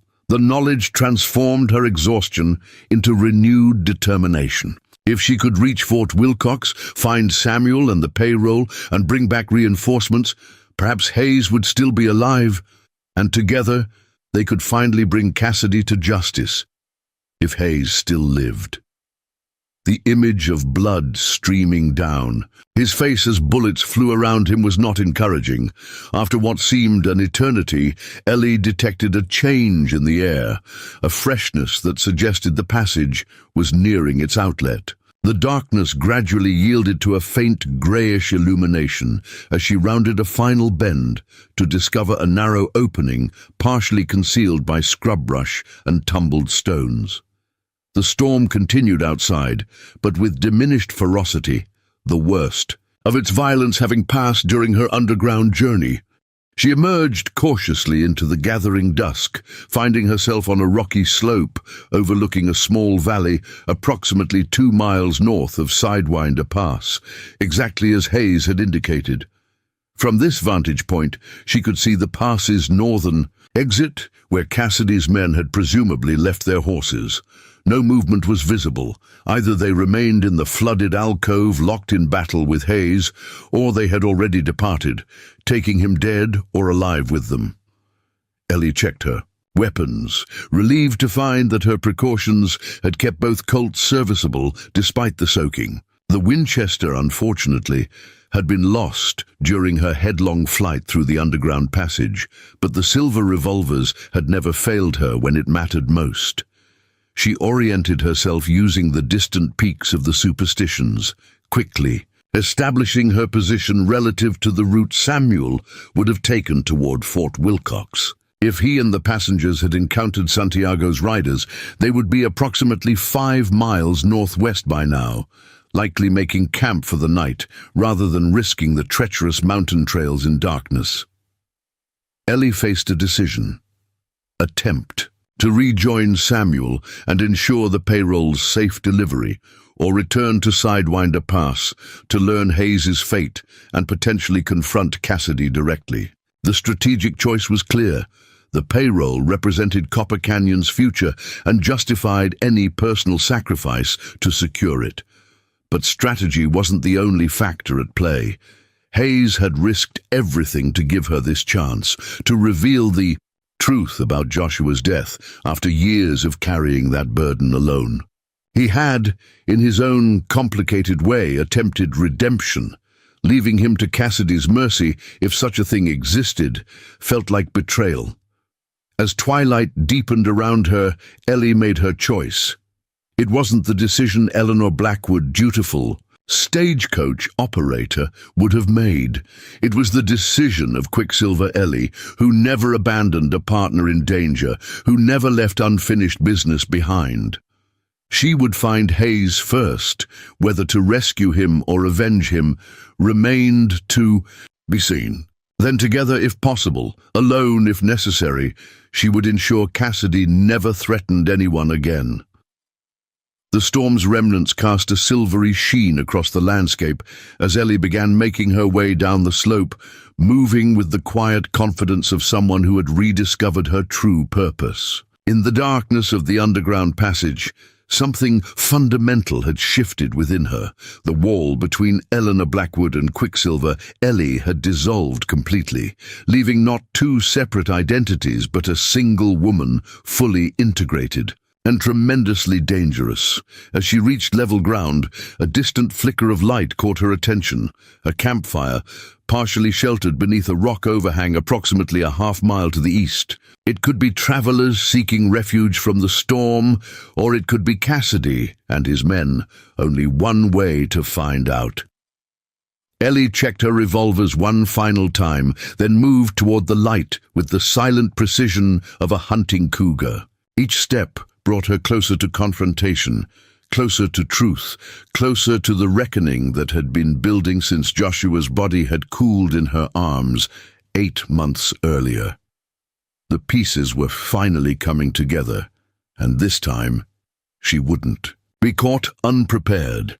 Ellie approached the flickering campfire with tactical precision, using each shadow and rock formation for cover as she closed the distance. The rain had subsided to a gentle drizzle, wrapping the landscape in a silver veil that muffled sound and distorted vision. Perfect conditions for someone with her particular skills. 50 yards from the fire, she caught her first clear glimpse of the figures gathered beneath the rock overhang. Not Cassidy and his men, but Santiago's outriders, the very allies they had arranged to meet at Whispering Falls. 5 Mexican vaqueros huddled around the small blaze, their rifles stacked nearby, clearly having sought shelter from the storm. Rather than continuing to their rendezvous point, Ellie deliberated briefly before revealing herself. These men worked for Maria Santiago, one of the few ranchers who had stood against Cassidy's growing influence in the territory. They were allies, but approaching any armed camp after dark carried risks, especially for a lone woman. Decision made, she whistled the distinctive 4-note signal that the Santiago ranch used to identify friends, a precaution she and Samuel had established when arranging this backup. The reaction was immediate. All 5 men sprang to their feet, weapons appearing in their hands with practiced speed. They formed a defensive semicircle facing the darkness, their movements betraying professional training beyond that of ordinary ranch hands. "Quien está?" "He," called the oldest of the group, a silver-haired man with a face weathered by decades in the saddle. "Identify yourself." "Eleanor Blackwood, Copper Canyon Stage Line," Ellie responded, stepping slowly into the firelight with her hands visible. "I believe Samuel Wright was expecting to meet you at Whispering Falls." Recognition dawned on the old vaquero's face. "Senora Blackwood, we thought perhaps, that is, when we saw no sign of your coach along the main trail." He holstered his revolver, gesturing for his companions to lower their weapons. "I am Miguel Santiago, Maria's brother. We were delayed by the storm and sought shelter here until it passed." Ellie stepped fully into the camp, gratefully accepting the blanket one of the younger men offered for her sodden clothes. The coach took an alternate route. Samuel and 2 passengers separated from me at Phantom Flats, carrying the payroll toward Fort Wilcox. They should have reached the rim road by now. Miguel's expression grew concerned. "We saw no one on the rim. When the storm hit, we were forced down from the higher trails." He studied her more closely, noting the bloodstain on her shoulder and her general bedraggled state. "You are hurt and alone. Where is the rest of your party?" Ellie gave them a concise account of the day's events. The ambush, the separation from Samuel, and her narrow escape through the underground passage. She omitted Hayes's revelation about Joshua's death. That information remained too raw, too personal to share. "This man Hayes, he betrayed his employer to help you escape?" Miguel asked, clearly trying to assess whether Hayes was ally or enemy. "It's complicated," Ellie replied, accepting a tin cup of strong coffee from one of the men. "But yes, in the end, he chose to stand against Cassidy. If he survived..." Miguel exchanged meaningful glances with his companions. "We have heard rumors that not all of Cassidy's men are satisfied with his leadership. Some whisper that his cruelty has become excessive, even for outlaws. Cassidy's days of terrorizing this territory are ending," Ellie said with quiet certainty. "Today, one way or another." She studied the assembled men, making rapid calculations. "I'm going back to find Hayes. If he's alive, he has evidence that could put Cassidy away for good, including proof of who murdered my husband." "And if he is dead?" Miguel asked bluntly. Ellie's green eyes reflected the firelight with dangerous intensity. "Then I'll deal with Cassidy myself." Miguel nodded, something like respect flickering across his weathered features. "Maria said you were more than you appeared, Senora Blackwood. She said you carried yourself like a woman who knew how to handle trouble." "Your sister is perceptive," Ellie acknowledged. "But right now my concern is for Samuel and the payroll. If they weren't on the rim road, where could they be?" The youngest Santiago rider spoke up hesitantly. "There was gunfire from the direction of Eagle Peak about an hour ago. Not much, 3, maybe 4 shots. Then silence." Eagle Peak overlooked the northern approach to Fort Wilcox, offering a commanding view of the surrounding territory. It was a natural defensive position for anyone trying to reach the fort safely, or the perfect ambush point for someone trying to prevent that arrival. Cassidy must have sent men to cut them off, Ellie concluded, rising to her feet despite exhaustion. "How quickly can we reach Eagle Peak?" 3 hours by horse in these conditions, Miguel replied. "The trails will be treacherous after the storm."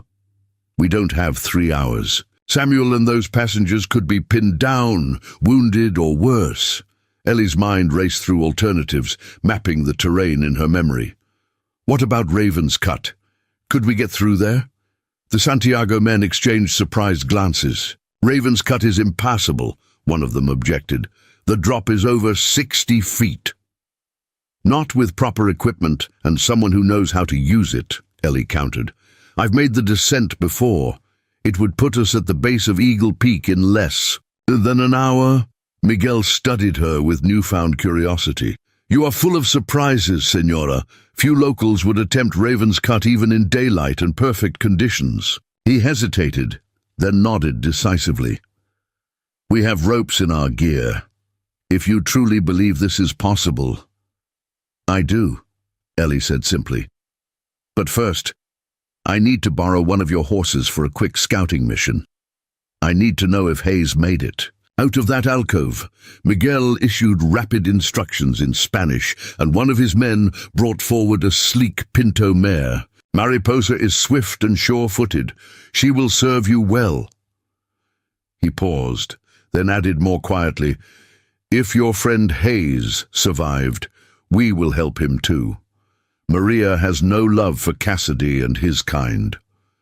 Ellie mounted with fluid grace despite her injuries. "And fatigue, I'll return within the hour. Be ready to move immediately." Without waiting for acknowledgement, she turned the mare toward the northern exit of Sidewinder Pass, where she had last seen Hayes fighting for his life and for hers. The pass's northern outlet was eerily quiet when Ellie arrived. The storm's aftermath had transformed the terrain, creating new pools and altering the flow of seasonal streams that crisscrossed the rocky ground. She dismounted at a safe distance, approaching on foot with one silver colt drawn and ready. Signs of recent activity became immediately apparent. Hoofprints in mud, spent cartridge casings gleaming dully in the moonlight that now broke through. Scattered clouds, and most tellingly, a dark stain on stone that could only be blood. Ellie knelt to examine these traces, her experienced eye reading the story they told. A group of riders had departed in haste, heading east rather than south toward Copper Canyon or north toward Fort Wilcox. The blood trail suggested they transported a wounded man. The droplets formed a pattern consistent with someone slumped. In a saddle. Hayes, alive but injured, and Cassidy's prisoner. She followed the sign for nearly a quarter mile, confirming her initial assessment. Cassidy and at least 3 men had taken Hayes and headed east, toward an area known locally as Devil's Playground, a labyrinth of stone formations and narrow canyons where outlaws had hidden from the law for generations. A perfect place for a private execution. Ellie returned to Mariposa and rode swiftly back to the Santiago camp, her decision made before she even arrived. The strategic move would be to rejoin Samuel, secure the payroll, and return with reinforcements from Fort Wilcox. The logical choice would prioritize the many lives depending on that payroll over a single man, especially a man who had, until today, ridden with Cassidy's gang. But Ellie had abandoned logic and strategy the moment Hayes had revealed the truth about Joshua's death. "Change of plans," she announced upon rejoining the Santiago riders, who had already prepared for departure. "Hayes, Is alive, but Cassidy has him. They're heading for Devil's Playground, Miguel frowned. That is in the opposite direction from Eagle Peak and your payroll. I know. Ellie's tone brooked no argument. I need 2 of your men to continue to Eagle Peak to help Samuel. The rest come with me to the playground. You would risk the payroll for 1 man? Miguel asked, clearly perplexed. Not just any man. The only witness who can testify that Tucker killed my husband on Cassidy's orders. Ellie checked her revolvers, then continued loading additional ammunition from the supplies Miguel's men had shared. Besides, Samuel is more than capable of handling the payroll's delivery with proper backup, Miguel considered briefly before nodding. Raul and Diego will ride for Eagle Peak. The rest of us accompany you. He studied her face in the firelight. This Hayes, he means something to you beyond his value as a witness. It wasn't a question, but Ellie answered anyway. He was a friend once, then an enemy, now... She shrugged. He risked his life to help me escape. I won't leave him to die alone in that wasteland. Miguel nodded, apparently satisfied. We ride. In 5 minutes. As the Santiago men prepared their horses, Ellie found a moment of solitude at the edge of the camp. The adrenaline that had sustained her was beginning to ebb, leaving bone-deep exhaustion in its wake. Her shoulder throbbed where Hayes's bullet had grazed her, and countless other small injuries from her passage through the underground stream made themselves known with increasing insistence. Yet beneath the physical discomfort lay a clarity she hadn't experienced since Joshua's death. For 8 months, she had been driven by the need to keep the stage line operating, to honor her husband's legacy through practical, responsible management. She had buried Quicksilver Ellie beneath layers of duty and propriety, convinced that chapter of her life was closed forever. Now, with silver colts at her hips and the night spread before her like a hunting ground, she recognized the fundamental truth. She had never stopped being the woman who could split playing cards at 50 paces or hit moving targets from a galloping horse. She had simply channeled those exceptional skills and that unshakable focus into different purposes. Tonight, those purposes converged, saving Hayes, confronting Cassidy, avenging Joshua, securing the future of Copper Canyon. All roads led to Devil's Playground, and she would need every ounce of Quicksilver Ellie's legendary prowess to navigate them successfully. They reached the outer perimeter of Devil's Playground shortly after midnight. The moon had risen fully now, casting the bizarre rock formations in stark relief against the night sky. Natural stone arches, towering spires, and precariously balanced boulders created a labyrinthine landscape that seemed to belong to another world entirely. We must proceed on foot from here, Miguel whispered, as they secured their horses in a sheltered gully. The sounds of hooves echo strangely among these rocks. Cassidy would hear us coming from half a mile away. Ellie nodded, checking her weapons. One final time. Any idea where they might take him? There is an old miner's cabin near the center of the playground, abandoned years ago, but shelter enough for their purposes. Miguel's expression was grim. Bandits have used it before when they needed privacy for questioning. The implication was clear. If Hayes was still alive, he wouldn't remain so for long. Lead the way, Ellie instructed, falling into step behind the experienced vaquero. The 3 remaining Santiago men formed a loose protective formation as they moved silently through the stone maze. Each man clearly familiar with both the terrain and night operations. They had covered perhaps half a mile when a distant sound reached them. A man's scream abruptly cut short. Ellie froze, her hand instinctively tightening on her revolver. "Hayes," she breathed. Though there was no way to be certain from this distance, Miguel signaled for increased caution as they altered their course toward the sound's origin. The stone formations grew more densely packed as they penetrated deeper into the playground, requiring them to move in single file through narrow passages that sometimes forced them to turn sideways to slip through. After 20 minutes of careful Advancement, a faint orange glow became visible ahead, lamplight or fire reflecting against stone. Miguel raised his hand, halting the group, then motioned for Ellie to join him at a vantage point atop a low rock shelf. From this elevated position, they could see into a small, natural amphitheater formed by curved stone walls. At its center stood the miner's cabin Miguel had mentioned, little more than a crude stone structure with a partially collapsed roof. Light spilled from its single window and open doorway, illuminating 4 horses tethered nearby. 2 men stood guard outside, rifles cradled in their arms as they conversed in low tones. Inside, shadows moved across the window, suggesting at least 2 more people. Cassidy and Tucker would be inside, Miguel whispered. The others are just hired guns. Ellie scanned the scene with tactical precision, assessing angles, distances, and potential approaches. The amphitheater offered almost no cover. Anyone attempting to reach the cabin would be exposed to the guards' line of sight for at least 30 yards. A direct assault would be suicide, even with their superior numbers. They needed a distraction. As if reading her thoughts, Miguel pointed to a narrow chimney of rock that rose beyond the cabin. From there, a man with a good rifle could cover the entire area, but it would take time to reach that position undetected. Ellie shook her head.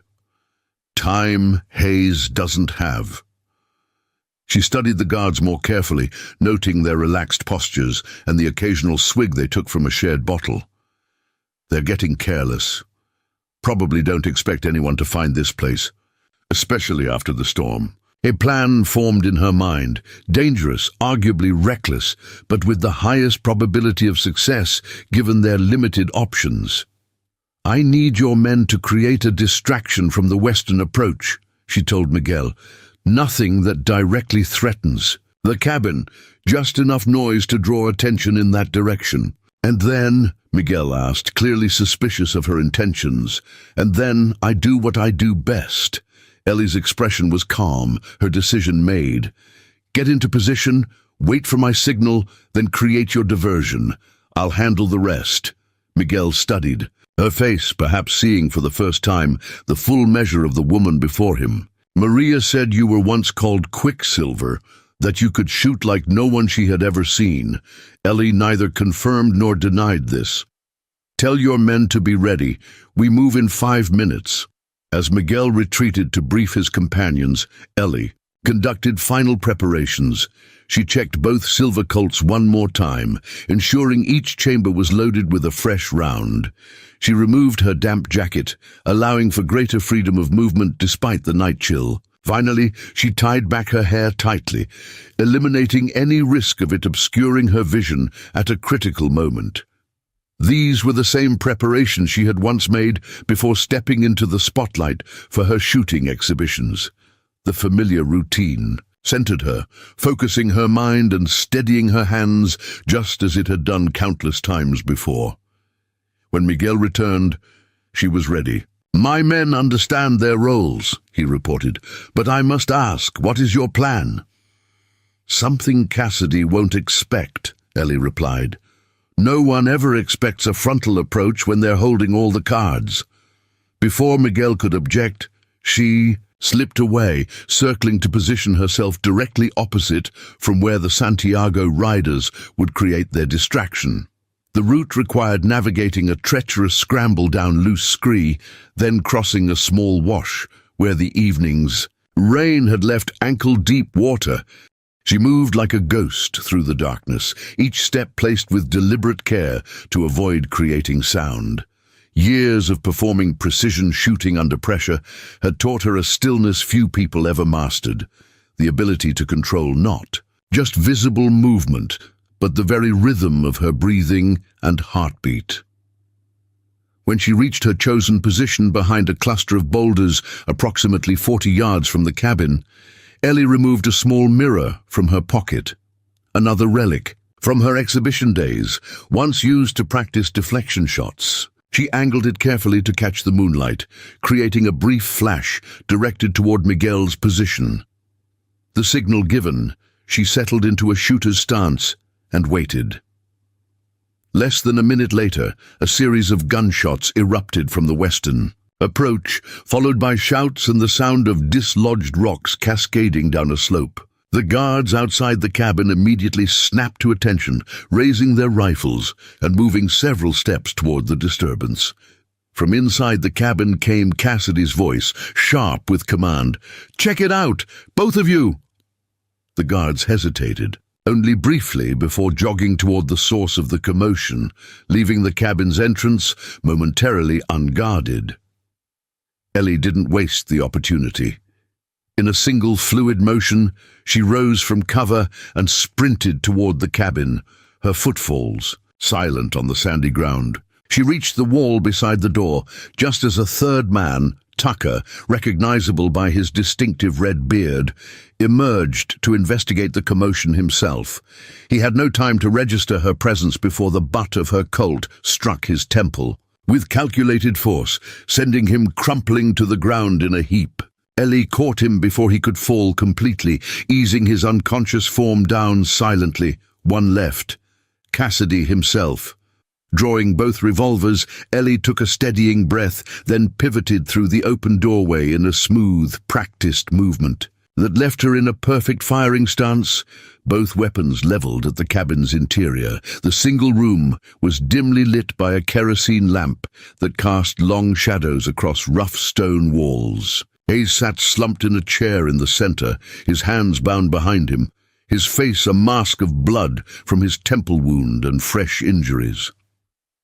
Standing behind him, a knife pressed against his throat, was Victor Cassidy. "Well now," Cassidy drawled, his Louisiana accent more pronounced in his surprise, "if it isn't the widow Blackwood back from the dead." His eyes narrowed as he took in her dual revolvers and ready stance.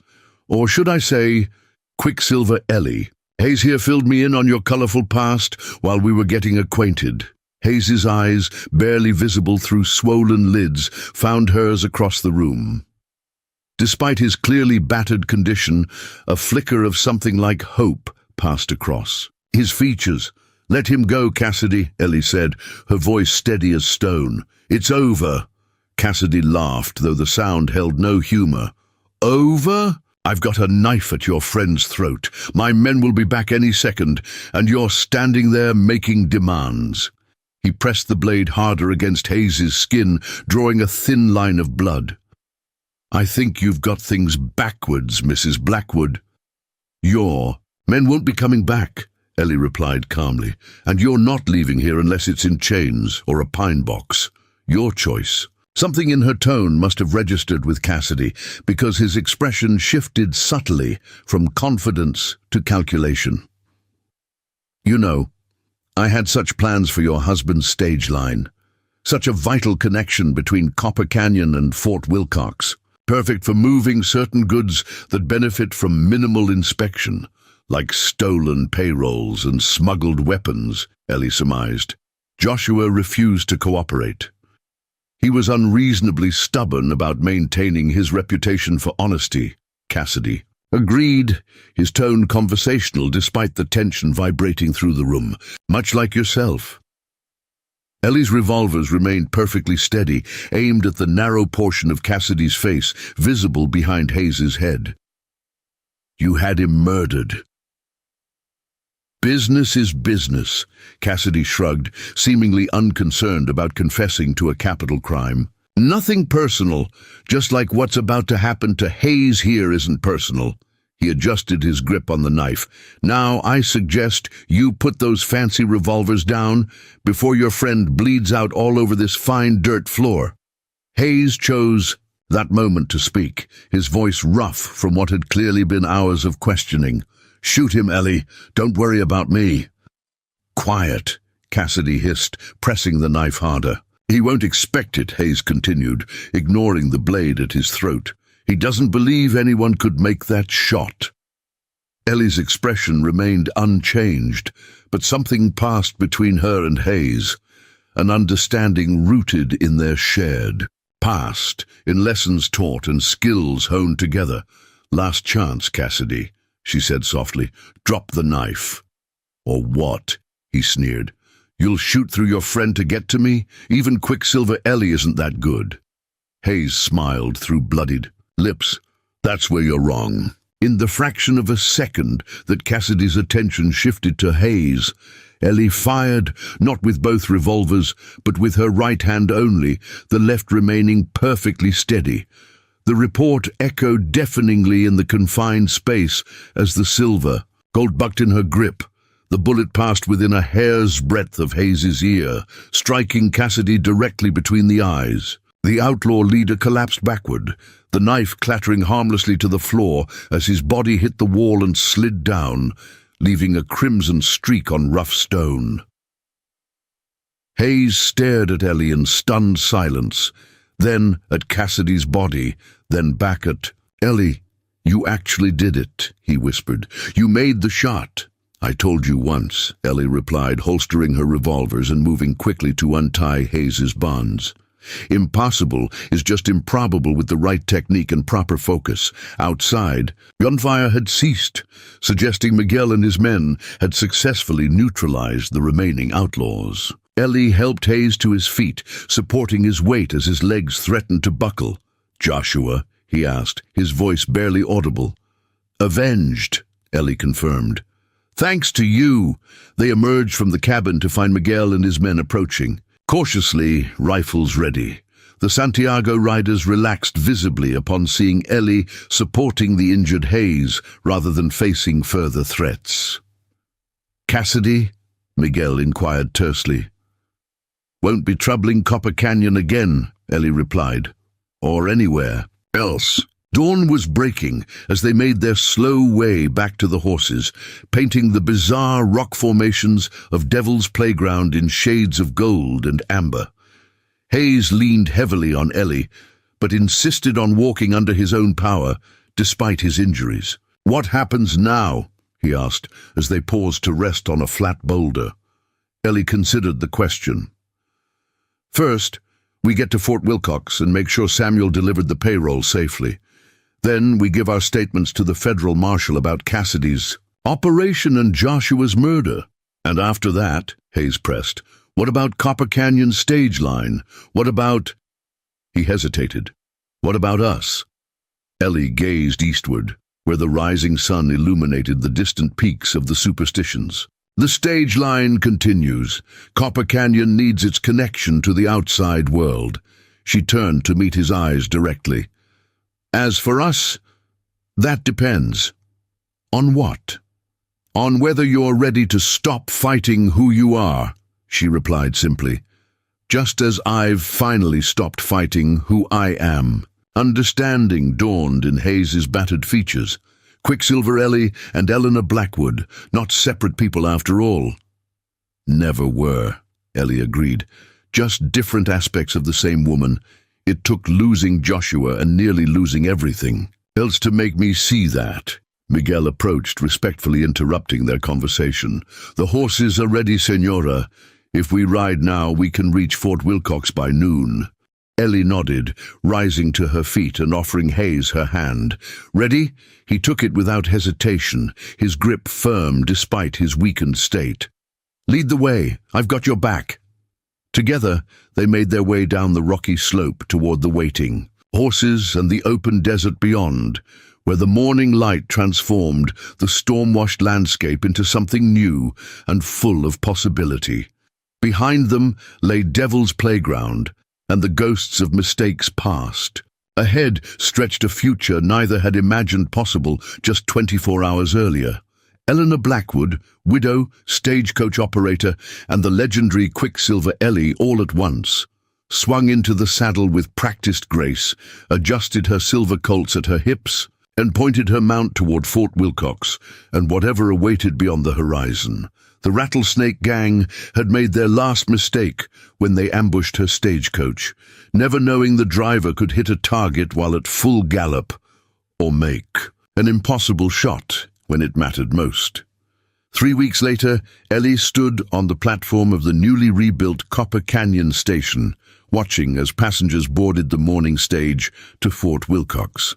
The summer heat had settled over the territory.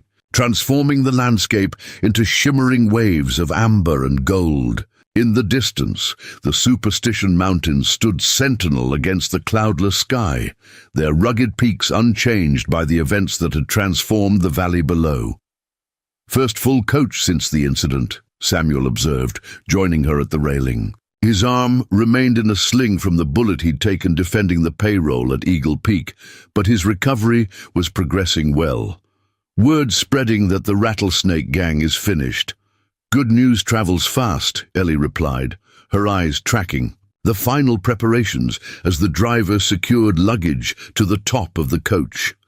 "Though not as fast as bad news." The aftermath of that stormy day had indeed travelled quickly through the territory. Victor Cassidy's death at Devil's Playground, Tucker's arrest and subsequent confession to Joshua Blackwood's murder, the federal investigation that had already uncovered 3 corrupt officials connected to Cassidy's operation.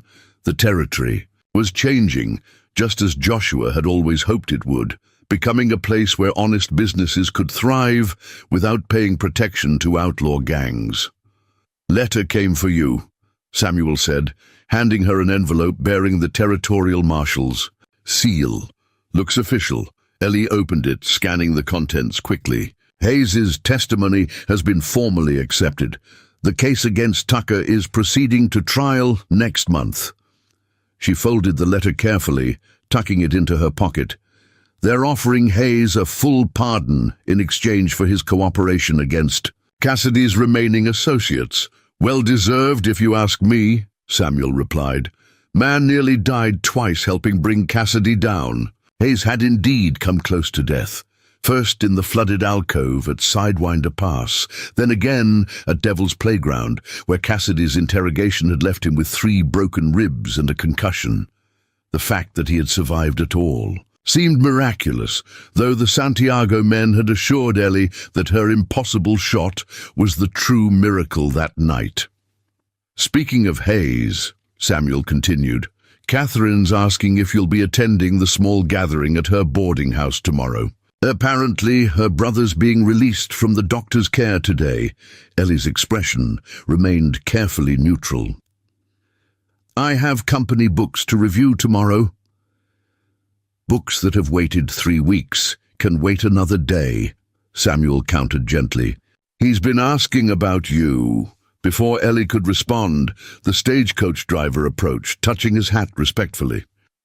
"We're ready when you are, Mrs. Blackwood." "Thank you, Jim. Regular schedule today. Morrison Station by noon, Silver Creek by 3, Fort Wilcox by sundown." She handed him a sealed packet. "This goes directly to Commander Phillips at the fort. No stops, no delays." "Yes, ma'am." The driver accepted the packet, tucking it securely inside his coat. "And will you be driving any legs of the journey today?" The question hung in the air, weighted with unspoken meaning. Since the confrontation with Cassidy, rumors had spread about Eleanor Blackwood's exceptional skills, whispers that the quiet widow who ran the stage line had once been the famed exhibition shooter Quicksilver Ellie. Passengers had begun requesting seats specifically on runs she drove, hoping to glimpse the woman who could supposedly hit a target while at full gallop. "Not today, Jim," Ellie replied, "but perhaps on the return journey." As the driver nodded and returned to his position, Samuel studied her thoughtfully. "You're not hiding anymore, are you?" "No point in hiding what everyone already seems to know," Ellie said with a slight smile. "Besides, Joshua never asked me to be less than I am. He only wanted me to be happy." "And are you happy?" Ellie considered the question, watching as the morning stage pulled away from the station in a cloud of dust. "I'm whole," she finally answered, for the first time in a very long time. After the stagecoach disappeared around the bend, Ellie returned to her office to find an unexpected visitor waiting. William Hayes, leaning heavily on a walking stick, his face still bearing the fading evidence of his ordeal, but his eyes clear and steady as they met hers. "The doctor said I shouldn't be up and about yet," he explained before she could speak. But I needed to see you before making any decisions about that pardon offer. You should take it, Ellie said, moving to her desk to create distance between them. It's a fresh start, a chance to rebuild. That depends. Hayes took a careful step forward. On where I'd be rebuilding. The unspoken question hung between them, laden with possibility and complication.